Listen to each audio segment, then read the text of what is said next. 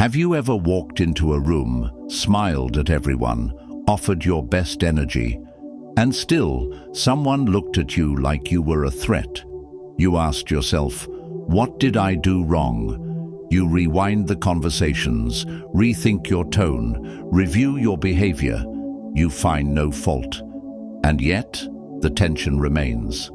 I've asked myself those same questions, and over time, through both painful moments and quiet reflection, I've learned something deeply Stoic. People often don't hate you. They hate what you represent to them. Their reaction to you is rarely about who you are, and almost always about who they aren't, or who they fear they might be. Let's walk through 7 reasons why people secretly hate you, and allow me to share more from my own journey so that this lesson feels not like philosophy, but like real life. 1. Your confidence reminds them of their insecurities.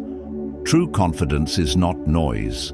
It's not arrogance or domination. It's that steady presence in a room, the kind that doesn't need to prove anything. But to the insecure, that kind of presence can feel like a spotlight on their deepest doubts.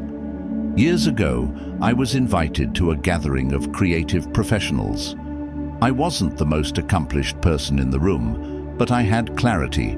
I knew what I was building, and I spoke about it calmly. One person there, someone I'd never met before, cut me off mid-sentence and began subtly mocking my ideas. At first, I thought I had said something wrong, but later, a mutual friend told me, "He does that to anyone who sounds like they have it together. He doesn't." That moment stuck with me. Not because it hurt, but because it taught me. People don't always respond to you. They respond to how you make them feel about themselves. Your self-assurance doesn't insult them. Their comparison to it does. As Epictetus said, "It is not things that disturb us, but our opinions about things." Their opinion of your confidence becomes a reflection of their unrest. Your task isn't to lower your energy, it's to hold your posture and not retaliate. 2. Your success awakens their regret. People say they want you to succeed, but sometimes when you actually do, when you rise, when you grow, when your efforts start to bloom, they can't celebrate it, because your progress reminds them of their passivity. Your success becomes a mirror that shows them what they could have done, if only they'd tried. I once got a promotion at a job where I wasn't the most popular. I kept my head down, worked hard, didn't get involved in office politics. The day it was announced, some people congratulated me. Others looked at me like I had cheated. Whispers started. He probably knew someone upstairs, or he just got lucky. But I didn't. I had just done the work, quietly, consistently. That's what stung. Not my win, but the reminder of their own excuses. Marcus Aurelius reminds us, "You can commit injustice by doing nothing. Those who see you rising may secretly hate you, not because you've done wrong, but because you've made them aware of what they've failed to pursue." So do you stop? Number, you keep building, you stay kind, and you let your life be your response. 3. Your peace exposes their chaos. In a world addicted to noise, a calm mind is unsettling. People who haven't made peace with themselves often live in emotional turbulence.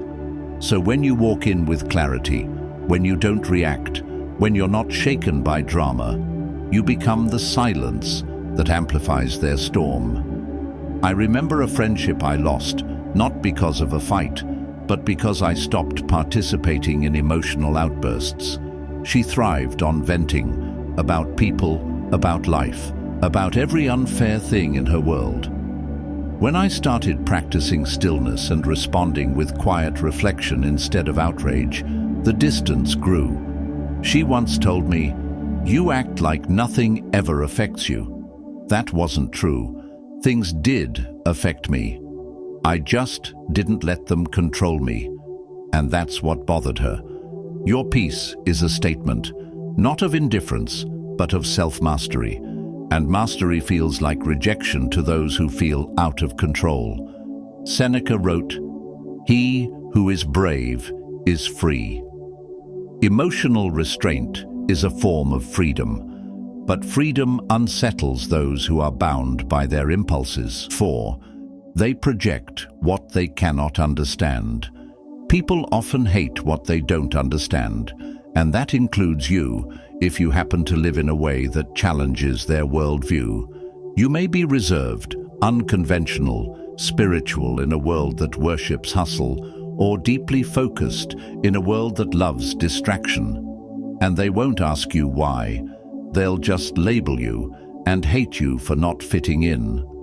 When I began changing my lifestyle, meditating more, going offline, avoiding gossip, a few people stopped inviting me out. One messaged me and said, "You're too serious now." I hadn't judged anyone. I just wasn't interested in the same distractions anymore. And that's when I realized they weren't rejecting me. They were rejecting the discomfort of not understanding me.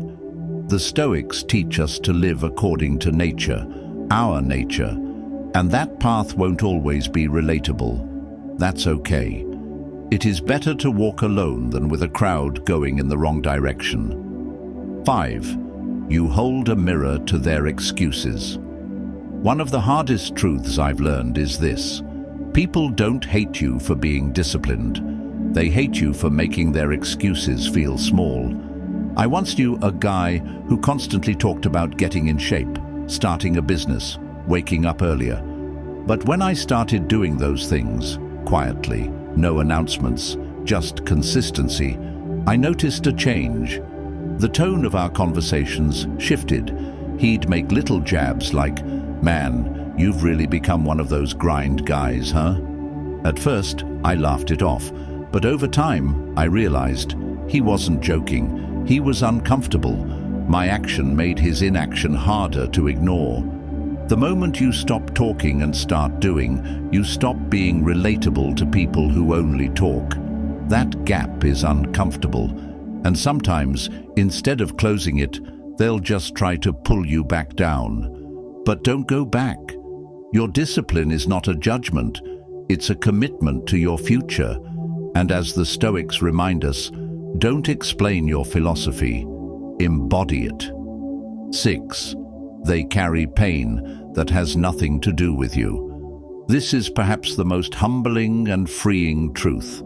Sometimes people hate you because they are hurting, and you just happen to be standing there. Maybe you reminded them of someone who hurt them. Maybe your smile came on a day they were grieving. Maybe your joy clashed with their despair.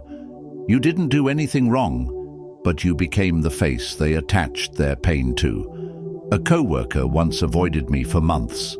Cold greetings, no eye contact. I assumed I had offended her somehow. I asked if we needed to talk. She brushed it off. Only later did I find out I reminded her of a sibling she had a falling out with. My voice, my posture, even my mannerisms brought back old wounds. It had nothing to do with me. That moment taught me to stop taking every reaction personally.